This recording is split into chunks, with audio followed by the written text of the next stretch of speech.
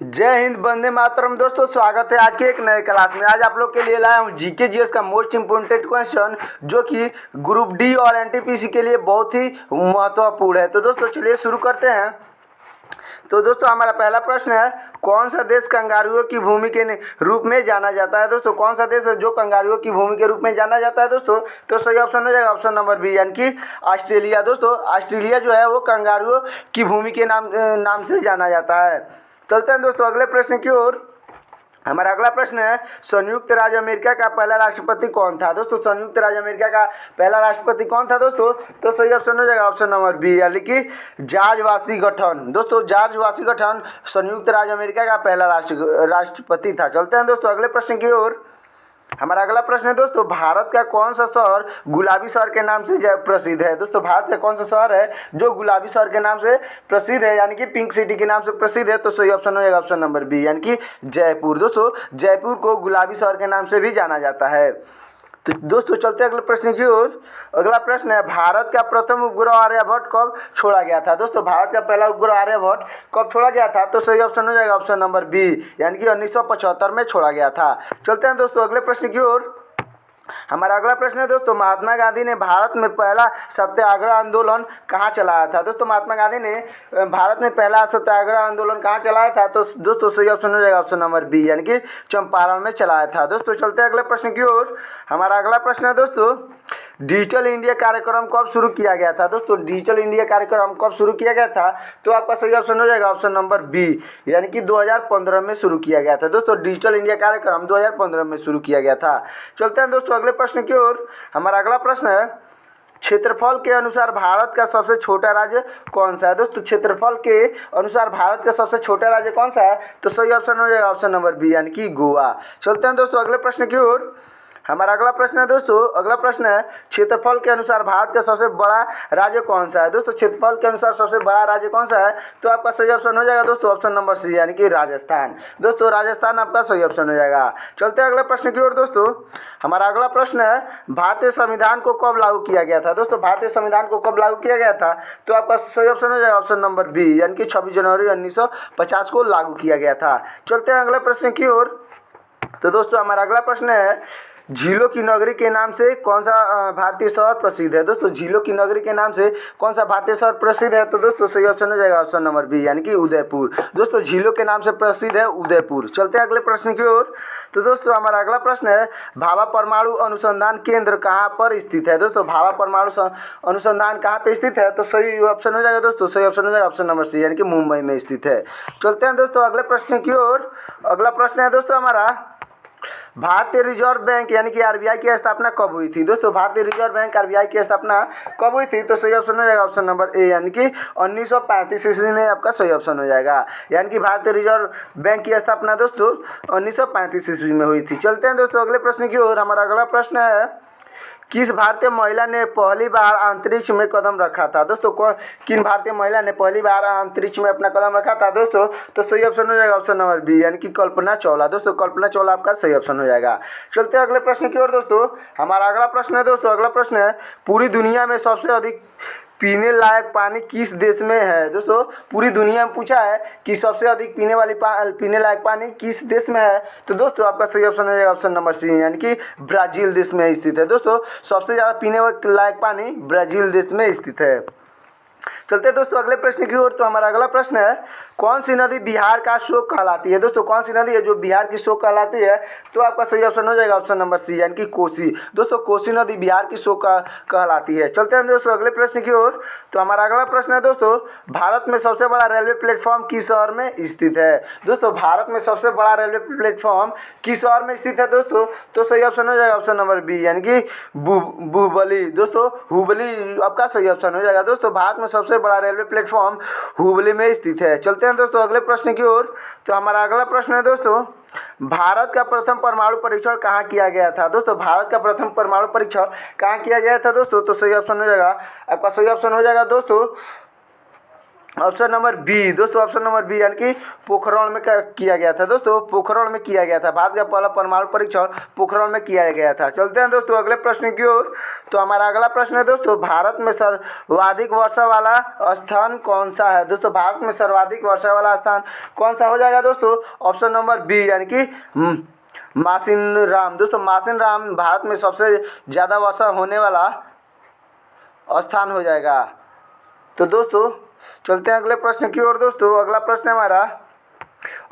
है भारत में सबसे अधिक वन कौन से राज्य में है दोस्तों? भारत में सबसे अधिक वन कौन से राज्य में है?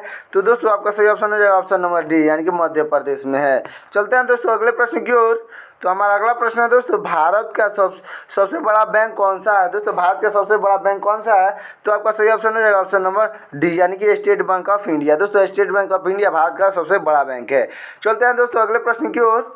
हमारा अगला प्रश्न है दोस्तों, भारत के किस राज्य में सबसे अधिक शाकाहारी लोग रहते हैं दोस्तों? भारत के किस राज्य में सबसे अधिक शाकाहारी लोग रहते हैं दोस्तों? तो सही ऑप्शन हो जाएगा ऑप्शन नंबर डी यानी कि राजस्थान में दोस्तों, राजस्थान में सबसे अधिक शाकाहारी लोग रहते हैं। चलते हैं दोस्तों अगले प्रश्न की ओर।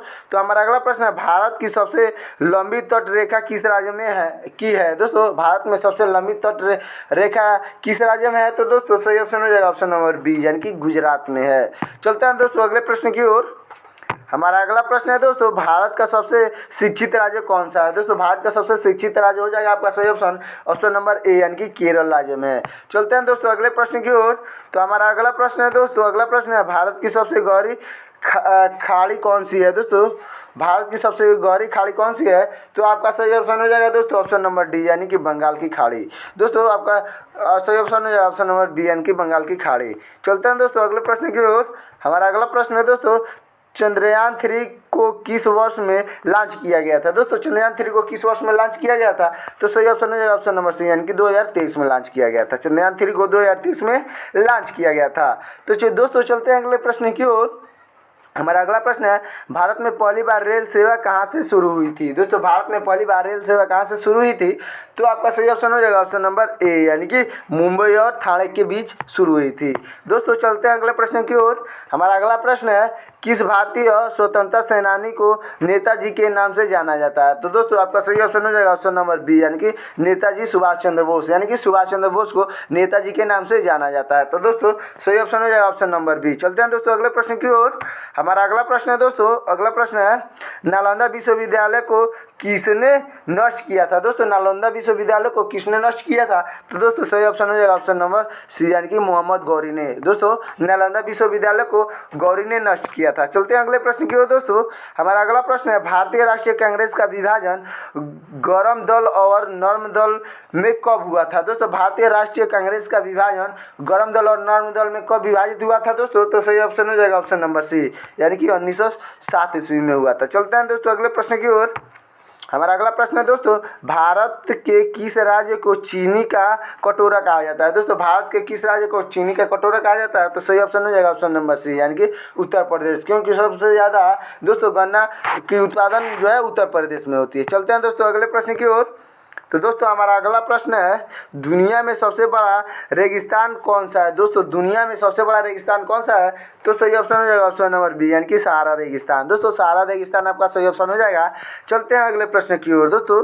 हमारा अगला प्रश्न है दोस्तों, कर्क रेखा भारत के कितने राज्यों से होकर गुजरता है दोस्तों? कर्क रेखा भारत के कितने राज्यों से होकर गुजरता है? तो आपका सही ऑप्शन हो जाएगा ऑप्शन नंबर सी यानी कि 8 राज्यों से होकर गुजरता है। चलते हैं दोस्तों अगले प्रश्न की ओर।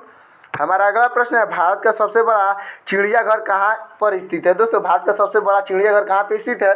तो दोस्तों सही ऑप्शन हो जाएगा ऑप्शन नंबर सी यानी कि कोलकाता में दोस्तों, भारत का सबसे बड़ा चिड़ियाघर कोलकाता में स्थित है।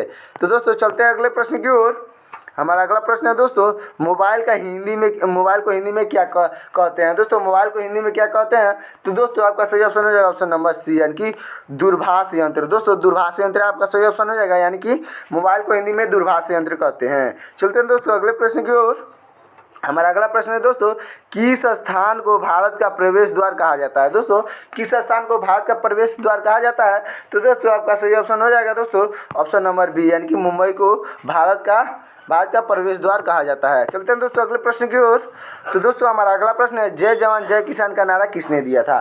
दोस्तों जय जवान जय किसान का नारा किसने दिया था? तो सही ऑप्शन हो जाएगा ऑप्शन नंबर सी, यानी कि लाल बहादुर शास्त्री ने दिया था। दोस्तों जय जवान जय किसान का नारा लाल बहादुर शास्त्री ने दिया था। चलते हैं अगले प्रश्न की ओर। दोस्तों अगला प्रश्न है, लोकसभा का कार्यकाल कितने वर्ष का होता है? दोस्तों लोकसभा का कार्यकाल कितने वर्षों का होता है? दोस्तों आपका सही ऑप्शन हो जाएगा ऑप्शन नंबर बी, यानी कि 5 वर्षों का होता है। दोस्तों लोकसभा का कार्यकाल 5 वर्षों का होता है। चलते हैं दोस्तों अगले प्रश्न की ओर। तो दोस्तों हमारा अगला प्रश्न है, पृथ्वी दिवस कब मनाया जाता है? दोस्तों पृथ्वी दिवस कब मनाया जाता है? तो सही ऑप्शन हो जाएगा ऑप्शन नंबर ए, यानी कि 22 अप्रैल को पृथ्वी दिवस मनाया जाता है। चलते हैं दोस्तों अगले प्रश्न की ओर।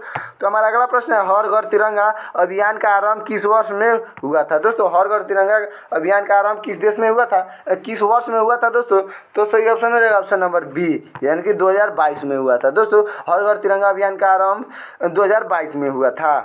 चलते हैं दोस्तों अगले प्रश्न की ओर। तो दोस्तों हमारा अगला प्रश्न है, गिटार वाद्य यंत्र में कुल कितने तार होते हैं? दोस्तों गिटार वाद्य यंत्र में कुल कितने तार होते हैं? तो सही ऑप्शन हो जाएगा ऑप्शन नंबर सी, यानी कि 6, यानी कि 6 तारे होती है। दोस्तों गिटार वाद्य यंत्र में 6 तारे होते हैं। चलते हैं दोस्तों अगले प्रश्न की ओर। तो दोस्तों हमारा अगला प्रश्न है, रामचरितमानस के रचयिता कौन थे? दोस्तों रामचरितमानस के रचयिता कौन थे? तो दोस्तों सही ऑप्शन हो जाएगा ऑप्शन नंबर सी, यानी कि तुलसीदास। दोस्तों रामचरितमानस के रचयिता आपका सही ऑप्शन हो जाएगा ऑप्शन नंबर सी, यानी कि तुलसीदास।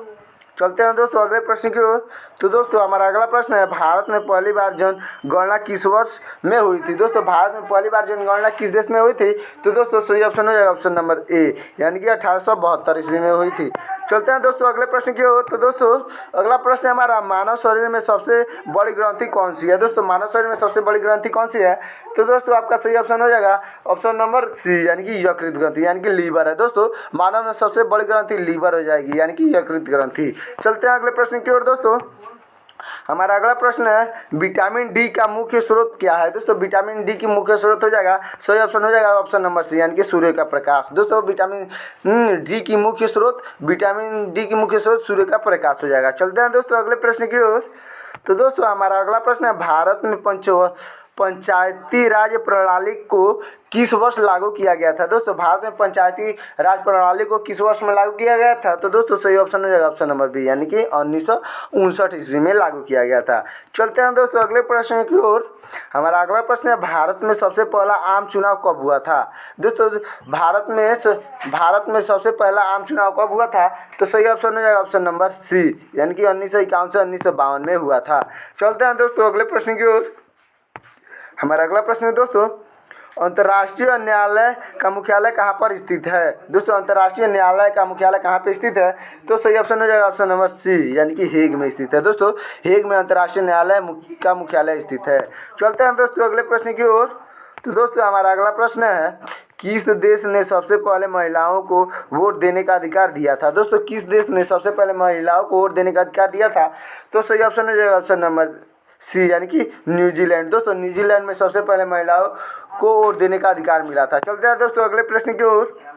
हमारा अगला प्रश्न है दोस्तों, भारतीय राष्ट्रीय कांग्रेस की स्थापना किस वर्ष में हुई थी? दोस्तों भारतीय राष्ट्रीय कांग्रेस की स्थापना किस वर्ष हुई थी? तो दोस्तों सही ऑप्शन हो जाएगा ऑप्शन नंबर ए, यानी कि 1885 में हुई थी। चलते हैं दोस्तों अगले प्रश्न की ओर।